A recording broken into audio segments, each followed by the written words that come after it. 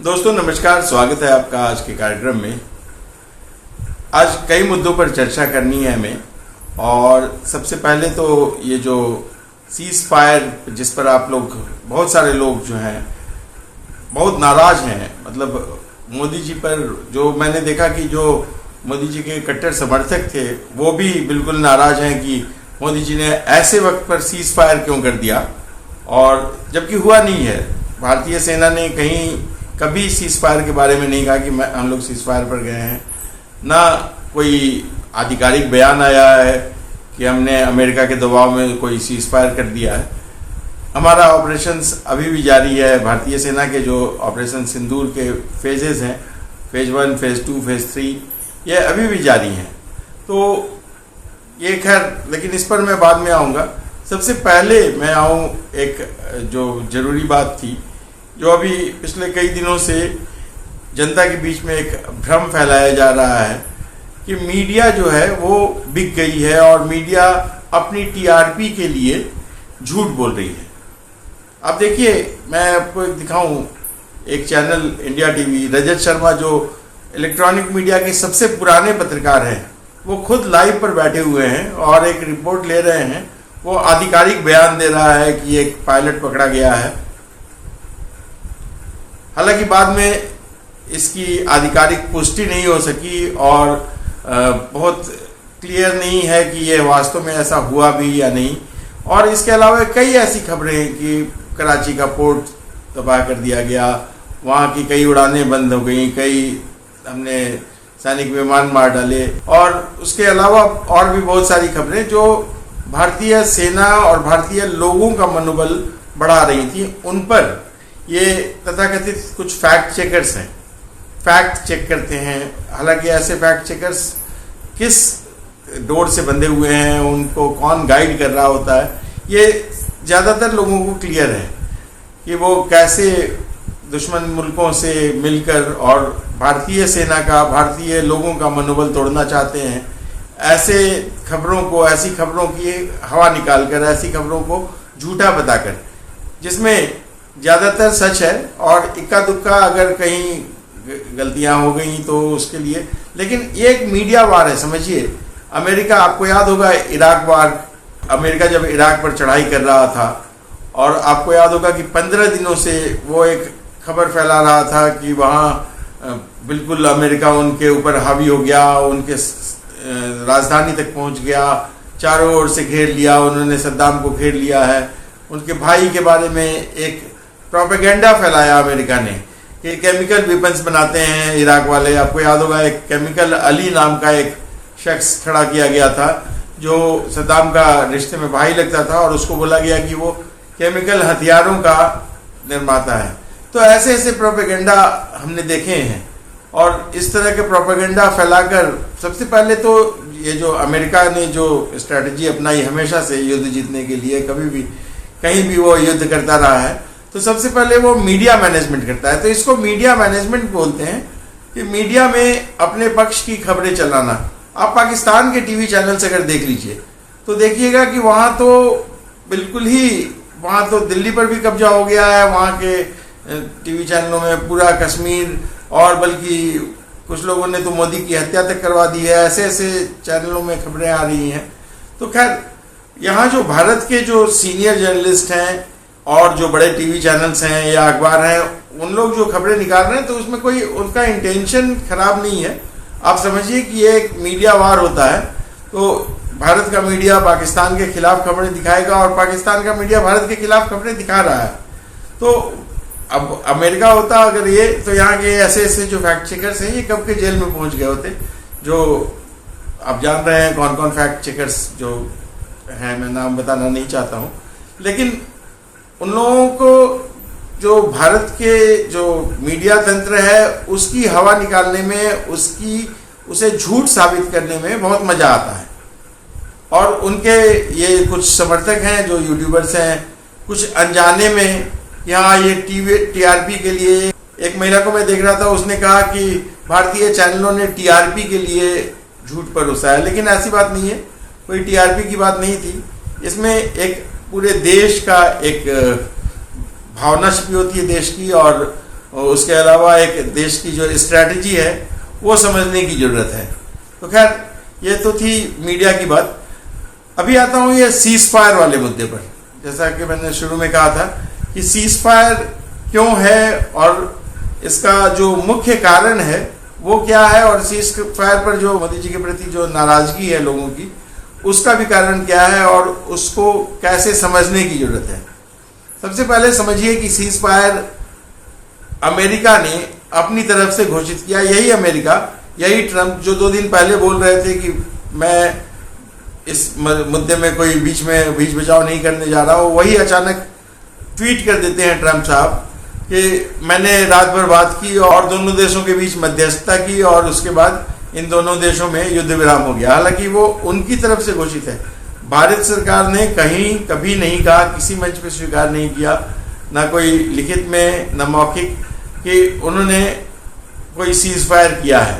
तो भारत कोई cease fire नहीं कर रहा है और सेना ने कम से कम नहीं कहा कभी भी। भारत सरकार ने एक बार ये कहा कि हम लोग एक हाई लेवल टॉक की बात करेंगे, फॉरेन सेक्रेटरी ने कहा था बल्कि, तो वो एक बात हुई थी और उसके अलावा और कोई भी कहीं चर्चा नहीं हुई कि भारत कोई सीज फायर कर रहा है। लेकिन सीज फायर क्यों जरूरी है, पहले मैं इस मुद्दे पर आता हूँ। सीज फायर अगर है, अगर ये जो बोल रहे हैं सारे लोग, सारे मीडिया वाले, कि एक सीज फायर हो गया है और भारत उसमें फंस गया है, तो सबसे पहले तो फंसना युद्ध में था जिससे निकलने की जरूरत है। आपको पता होगा कि जैसे रूस यूक्रेन के साथ युद्ध में फंस गया है, ये अमेरिका की चाल थी, और उसमें अगर भारत अगर उसी तरह की स्थिति में फंस जाता है, चाहे अभी कुछ दिन पहले बांग्लादेश में अस्थिरता फैलाने की कोशिश की गई और भारत को वहां लड़ाने की कोशिश की गई, वो नहीं हुआ, तो ये आतंकियों का हमला, उसके बाद फिर पाकिस्तान के साथ एक लड़ाई करवाने की कोशिश। तो खैर ये दोनों जो मुद्दे हैं, इस तरह के और भी कई परिस्थितियां हैं जिनमें भारत को फंसाने की कोशिश हो रही है अंतर्राष्ट्रीय साजिश के तहत, लेकिन भारत इनसे बचता आ रहा है। तो सबसे पहले तो युद्ध में सीधे war like situation and war, दोनों में बहुत अंतर है। अभी वॉर लाइक सिचुएशन है और इसमें भारत एक सेफ गेम खेल रहा है। सबसे पहले तो अगर अंतर्राष्ट्रीय दबाव आ रहा है, अमेरिका के नेतृत्व में ही आ रहा है, ट्रंप के नेतृत्व में ही आ रहा है कि आप युद्ध रोकिए, तो हम लोग एक दिखावे के लिए युद्ध जरूर रोक सकते हैं और उसके बाद फिर पाकिस्तान पर ब्लेम करके कि पाकिस्तान इस युद्ध विराम को नहीं मान रहा है, पाकिस्तान युद्ध विराम को तोड़ रहा है, तो हम उसको फिर से युद्ध अपना शुरू कर सकते हैं और अपना युद्ध हमने जारी रखा भी हुआ है, अपना ऑपरेशंस जो है वो जारी रखा हुआ है। दूसरे, मैं जितना अपने पत्रकारिता जीवन में मैंने जितना मोदी जी को समझा है, और वो इतनी आसानी से शांत होने वाले में से नहीं है। वो बिना कुछ परिणाम दिखाए कभी शांत नहीं बैठेंगे और कभी इस मामले को खत्म नहीं करेंगे कि जब तक कोई किसी मतलब रिजल्ट पर पहुंच जाए। जैसे अब आगे क्या क्या हो सकता है, कुछ बड़ी संभावनाएं हैं जो हो रही हैं कि कुछ लोग कह रहे हैं कि कश्मीर का आकार बड़ा हो जाएगा, कुछ लोग कह रहे हैं कि लाहौर को मिला लिया जाएगा। इससे हालांकि ये सब बातें मुझे लगता है कि बहुत अर्थ नहीं रखती हैं, क्योंकि अगर कश्मीर को मिलाया गया तो इसके जो गरीब भूखी नंगी जनता है उसको भी अपने सिर पर लेना पड़ेगा। तो कश्मीर, आज़ाद कश्मीर या पाकिस्तान ऑक्यूपाइड कश्मीर को अगर अपने साथ मिलाया जाता है तो वहाँ बड़ी संख्या है जो बहुत भूख और बेरोजगारी से त्रस्त है। पाकिस्तान का शासन वहाँ बहुत घटिया है, तो उस गरीब जनता को अपने साथ और मिला के केवल आकार बढ़ाने का कोई बहुत फ्रूटफुल होगा ये मुझे नहीं लगता है। हालांकि एक इज्जत के लिहाज से एक बहुत ज़रूरी बात है, क्योंकि हमारा राष्ट्र है वो हमारे सीमा क्षेत्र में है और बेशक वो कुछ दिन के लिए पाकिस्तान के कब्जे में था, तो हम उस पर कब्जा कर सकते हैं और करना चाहिए भी, या आज नहीं तो कल। मुझे पूरा विश्वास है कि मोदी जी ही करके दिखाएंगे, लेकिन अभी इसके लिए बहुत जल्दी है। इस बात के लिए हो सकता है 2-4 दिन में भी हो जाए, लेकिन अभी मुझे जो लग रहा है कि ये बहुत जल्दी है। दूसरी बात यह कि यह जो सीज फायर अगर है तो हमने एक दिखाने के लिए, हमें पूरी दुनिया में दिखाने के लिए अपना एक वो बनाना पड़ेगा, एक भूमिका बनानी पड़ती है कि भैया हमने अंतर्राष्ट्रीय जो दबाव है उसका उल्लंघन नहीं किया है। पहले आप लोगों को दिखाऊं कि वास्तव में जो दोषी है, युद्ध में लाने के लिए जो दोषी है वो कौन है। तो पाकिस्तान लगातार सीज फायर का उल्लंघन करता आ रहा है। और जो अहम बात यह है कि हम जो इतनी हड़बड़ी में हैं कि आज आतंकी हमला हुआ और कल आपको याद होगा कि कई नेताओं के बयान आने लगे थे कि क्यों मोदी जी अभी तक शांत क्यों हैं, क्यों अब तक डरे हुए क्यों हैं। अभी कुछ लोग कह रहे हैं कि बिल में घुस गया। तो इसके पीछे इस बात का जवाब मैं केवल इतना ही कह के देना चाहता हूं कि आप दुनिया के जो बड़ी वारदातें हैं उनको देखिए। आपको याद होगा कि जो 9/11 का जो हमला हुआ था अमेरिका पर, तो अमेरिका ने उसका बदला, ऐसा नहीं है कि रातों रात उसका बदला ले लिया।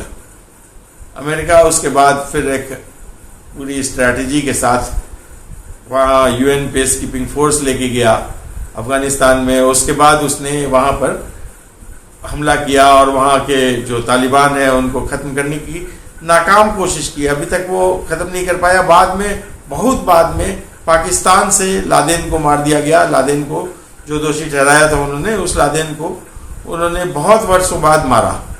अभी 1-1.5 साल पहले जो इजराइल पर फिलिस्तीन ने जो ऐसा इससे भी ज़्यादा बड़ा हमला किया था और वहाँ के 200-250 लोगों को मार डाला था, कई लोगों को बंधक बना लिया, सैकड़ों लोग। तो आज तक 1-1.5 साल बीत चुके हैं, अभी तक फिलिस्तीन में जो इजराइल के लोग हैं उन लोग बंधक बने हुए हैं अभी तक। तो उस बंधन को तो अभी तक 1.5 साल हो गया, अभी तक तो तोड़ नहीं पाया। वो अगर जवाबी कार्रवाई कर रहा है और तुरंत करना भी शुरू कर दिया तो भी अभी तक वो चल रहा है युद्ध। तो इसलिए ये कह देना कि अभी मोदी जी ने पूरा एक दिन में सीज फायर एक्सेप्ट कर लिया तो घुटने टेक दिए, तो ये तो सरासर मूर्खता वाली बात है। आप भरोसा रखिए, क्योंकि आपने 250 सीट ही दिए हैं अभी। अगर आपने 400 सीट दिए होता तो हो सकता है ये ज़्यादा जोश में, ज़्यादा दुगने जोश में होते। हालांकि ये कोई बात नहीं है कि सरकार तो इन्हीं की है, तो इसलिए मोदी जी का जो रवैया है, मुझे नहीं लगता है कि इतनी जल्दी वो हार मानेंगे, इतनी जल्दी वो ख़त्म करने देंगे बात को और चुपचाप बैठ जाएंगे और राजनीति में जुट जाएंगे। अभी इंतजार कीजिए, आगे आगे वो एक शेर है कि इब्तिदाए इश्क है रोता है क्या, आगे आगे देखिए होता है क्या। तो अभी देखिए, बहुत आगे अभी बहुत कुछ होना है। आज के वीडियो में इतना ही। अगले वीडियो में फिर किसी मुद्दे के साथ आपके सामने फिर उपस्थित होंगे। तब तक के लिए धन्यवाद, नमस्कार, जय श्री राम।